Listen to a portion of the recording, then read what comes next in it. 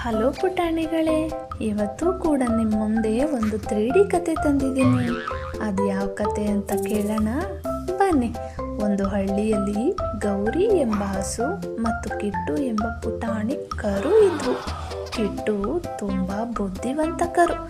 ಕಿಟ್ಟುವನ್ನು ಮನೆಯಲ್ಲಿಯೇ ಬಿಟ್ಟು ಒಂದು ದಿನ ಹಸು ಕಾಡಿಗೆ ಹೋಯ್ತು. ಕಾಡಿಗೆ ಹೋದಾಗ ಏನಾಯ್ತು ಗೊತ್ತಾ ಪುಟಾಣಿಗಳೇ? ಹಸುವಿನ ಮುಂದೆ ಒಂದು ತೋಳ ಬಂದು ನಿಂತು, ಇವತ್ತು ನಿನ್ನನ್ನು ತಿನ್ನುತ್ತೇನೆ ಎಂದು ಗರ್ಜಿಸಿತು. ಆದರೆ ಹಸು ಹೆದರದೆ ತನ್ನ ಮಗುವನ್ನು ನೆನಪಿಸಿಕೊಂಡು, ತೋಳಣ್ಣ, ನನ್ನ ಕರುವಿಗೆ ಹಾಲು ಕೊಟ್ಟು ವಾಪಸ್ ಬರ್ತೇನೆ, ನನ್ನನ್ನು ನಂಬು ಎಂದು ತೋಳನನ್ನು ತುಂಬ ಕೈ ಮುಗಿದು ಬೇಡಿಕೊಂತು. ಆಗ ಹಸು ಮನೆಗೆ ಬಂದು ತನ್ನ ಕರುವಿಗೆ ಕಾಡಿನಲ್ಲಿ ನಡೆದ ವಿಷಯವನ್ನೆಲ್ಲ ಹೇಳಿತು. ಅಮ್ಮ, ನೀನು ಹೆದರಬೇಡ, ನಾನೊಂದು ಉಪಾಯ ಮಾಡುತ್ತೇನೆ ಎಂದು ತಾಯಿಯ ಜೊತೆ ಕಾಡಿಗೆ ಬಂತು. ಏ ತೋಳಣ್ಣ, ಆ ಪೊದೆಯ ಹಿಂದೆ ನಿನಗಿಂತ ದೊಡ್ಡ ತೋಳ ನಿನ್ನನ್ನು ಬೈಯುತ್ತಿದೆ, ಮೊದಲು ಅದನ್ನು ಹೋಗಿ ಕೇಳು.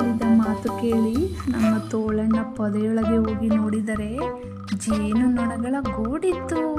ಜೇನು ನೊಣಗಳ ಗೂಡನ್ನು ನೋಡಿ ತೋಳ ಓಡಿ ಬಂತು. ಆಗ ಇದರ ಫಜೀತಿ ನೋಡಿ ಹಸು ಮತ್ತು ಕರು ಸಹ ಅದರ ಹಿಂದೆ ಬಂದವು. ಈ ಕಥೆಯ ನೀತಿ ಏನು ಗೊತ್ತಾ ಪುಟಾಣಿಗಳೇ? ಎಂತಹ ಕಷ್ಟ ಬಂದರೂ ಧೈರ್ಯವಾಗಿ ಎದುರಿಸಬೇಕು. ಈ ತೋಳ ಮತ್ತು ಹಸು ಕರುವಿನ ಕತೆ ನಿಮ್ಗೆ ಇಷ್ಟ ಆಯ್ತಾ? ಇಷ್ಟ ಆಗಿದ್ರೆ ನಮ್ಮ ವಿಡಿಯೋಗೊಂದು ಲೈಕ್ ಮಾಡಿ, ಹಾಗೆ ನಮ್ಮ ಪುಟಾಣಿ ಲೋಕ ಚಾನಲ್ನ ಸಬ್ಸ್ಕ್ರೈಬ್ ಮಾಡಿ. Thank you.